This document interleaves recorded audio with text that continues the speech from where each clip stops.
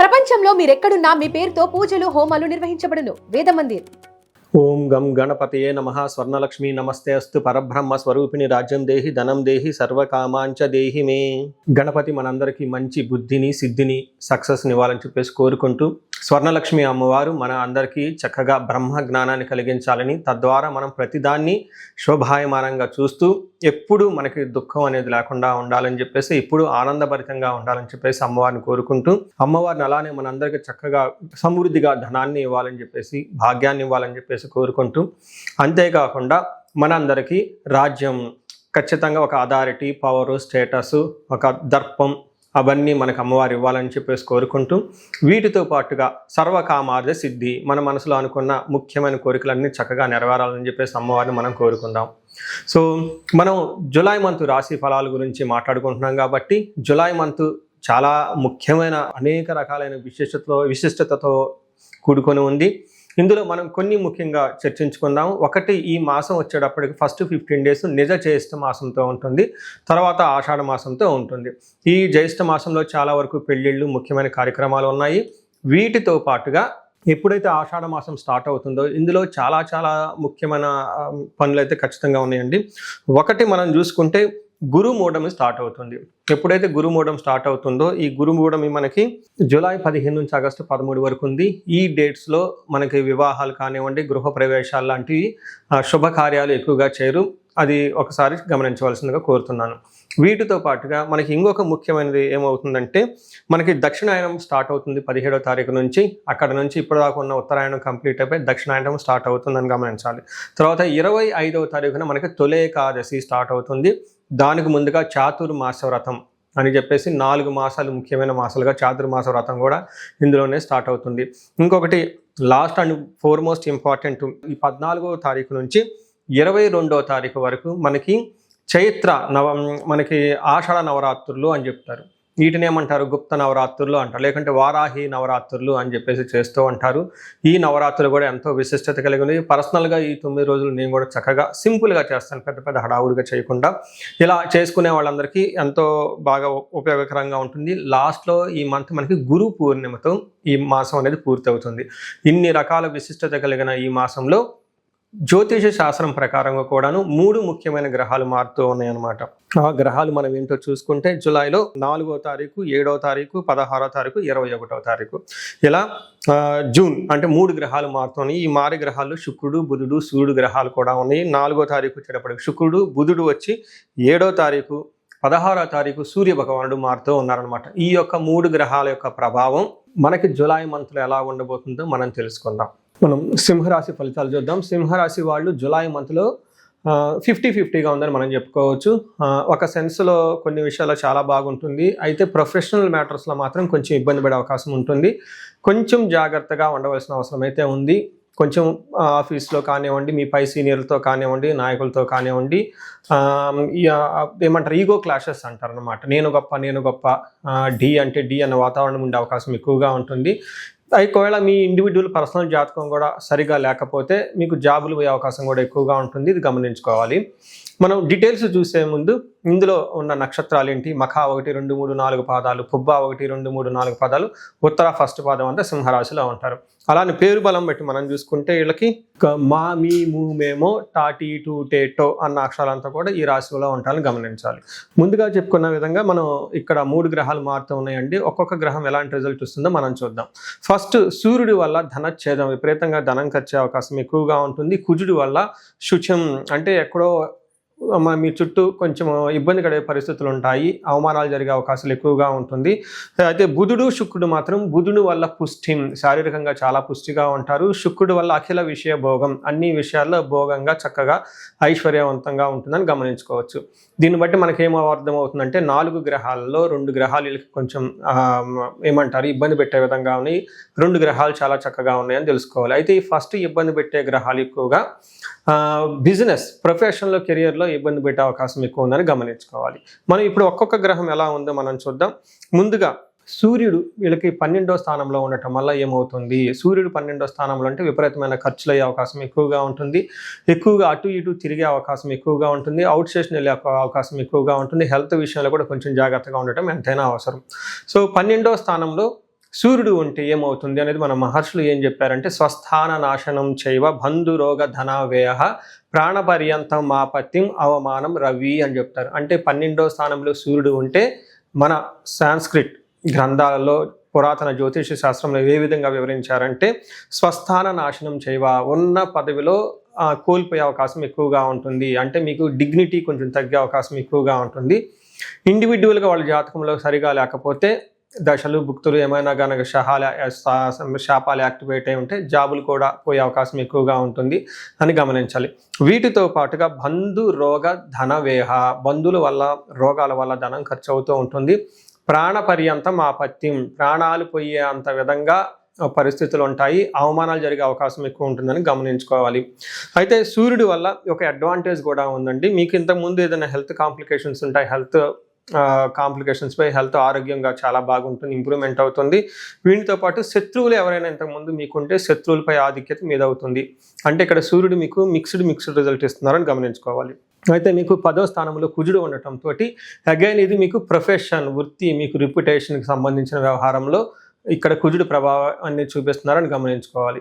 ఇక్కడ కుజుడు మీకు ఏం చేస్తారంటే నిత్య క్లేశ, సదా వ్యాధి, సదా భోజన దుర్బలం, సదా సంచార ఉద్యోగం, దశమస్తే భవేత్ కుజ అంటారు. అంటే 10వ స్థానంలో ఎప్పుడైతే కుజుడు ఉంటారో ఏమవుతుందంట, సదా సంచార ఉద్యోగంలో చాలా హెవీ హెక్టిక్ షెడ్యూల్స్ ఉంటుంది, డెడ్ లైన్స్ ఉంటాయి, అవన్నీ అందుకోవాల్సిన అవసరం ఉంటుంది. కొన్నిసార్లు ప్రాబ్లం అయ్యే అవకాశం ఎక్కువగా ఉంటుంది. మీ ఆర్గనైజేషన్లో లేదంటే మీ పై ఉన్న అధికారులు ఇచ్చిన ఏదైతే వాళ్ళు దిశానిర్దేశం చేస్తారో వాటిని మీరు కరెక్ట్గా అవగాహన చేసుకొని ముందుకు వెళ్ళిపోయే ఒక సామర్థ్యత ఉండదు. తద్వారా క్లాషెస్ వచ్చే అవకాశం ఎక్కువగా ఉంటుంది. సదా భోజన దుర్బలం, టయానికి భోజనం తినకుండా ఉంటారు. నిత్య క్లేశ, బాగా టెన్షన్గా ప్రతిరోజు ఉండే అవకాశం ఎక్కువగా ఉంటుంది. అంతేకాకుండా ఈ టైంలో భార్యలకి భర్తల మధ్య కొంచెం సపరేషన్ అయ్యే అవకాశం ఎక్కువగా ఉంటుందని కూడా గమనించుకోవచ్చు. సో ఇప్పుడు చెప్పిన 2 గ్రహాల్లో కుజుడు మాత్రం కొంచెం బాగా ఇబ్బంది పెడుతున్నారు, సూర్యుడు మిక్స్డ్గా ఉన్నారని తెలుసుకోవచ్చు. అయితే బుధుడు వీళ్ళకి 11th హౌస్లో 11వ స్థానంలో బుధుడు ఉండటం చాలా యోగ్యతను ఇస్తుంది. కమ్యూనికేషన్ విషయంలో, చుట్టాల దగ్గర విషయంలో సంబంధించి కానివ్వండి. మనకేం చెప్తారంటే ధనలాభం, మనసులో సఖం, బంధు కీర్తి, సంతాపం, గౌరవము.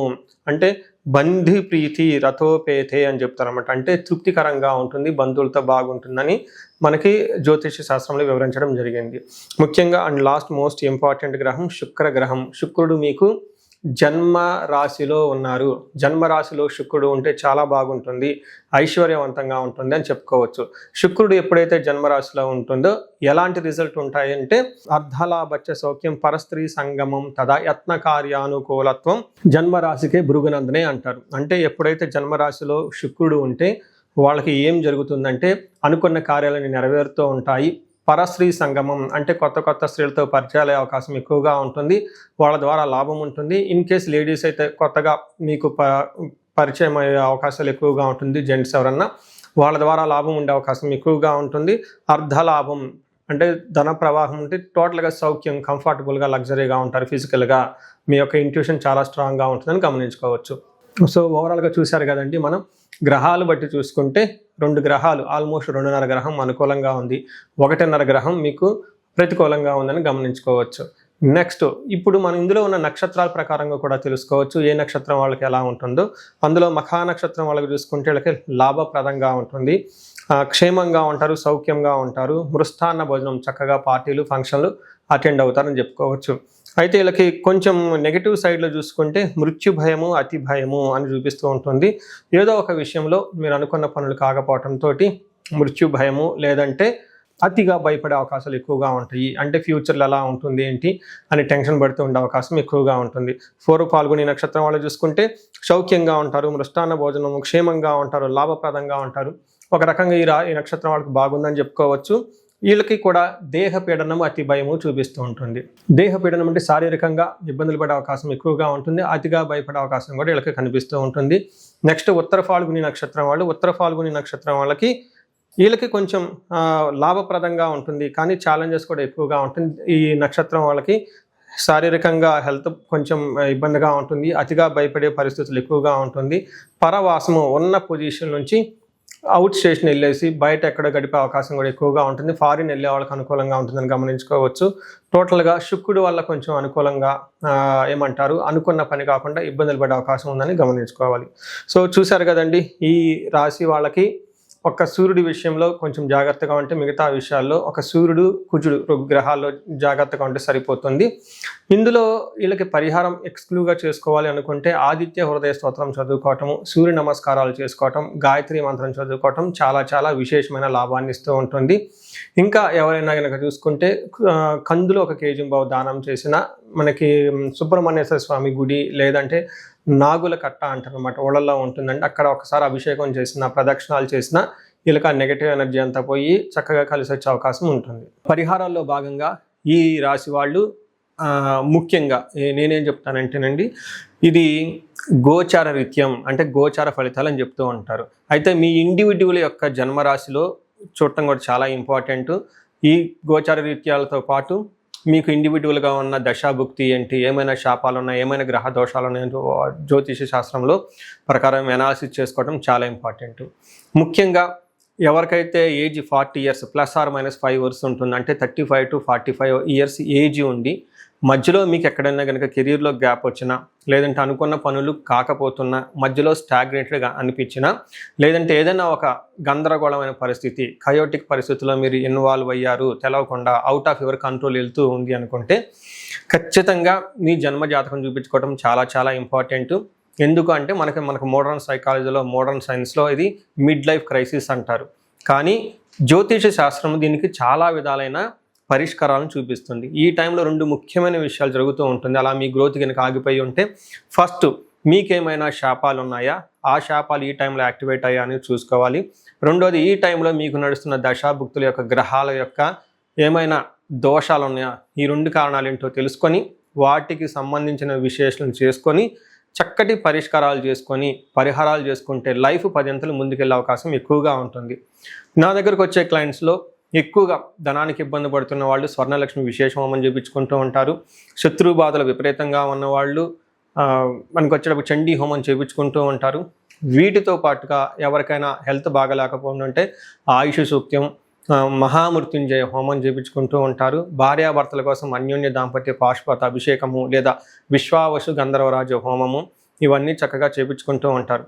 ఎలాంటి పరిస్థితులు మీకున్నా, ఎలాంటి సమస్యలు మీకున్నా, లేదంటే ఎలాంటి క్లారిఫికేషన్ మీకు కావాలనుకున్నా కానీ, ఫ్యూచర్ గురించి ప్లాన్స్లో కన్ఫ్యూజన్ ఉన్నా కానీ ఒక్కసారి మీ జన్మ జాతకం చూపించుకొని ఆ జాతకంలో ఏ ప్రకారంగా ఉందని తెలుసుకొని చక్కటి పరిష్కారాలు చేసుకుంటే లైఫ్ అనేది 10 అంతలు ముందుకెళ్ళే అవకాశం ఉంటుంది. మీ అందరికి అష్టైశ్వర్యాలు కలగాలని, భోగభాగ్యాలు కలగాలని చెప్పేసి నేను కోరుకుంటున్నాను. నమస్తే.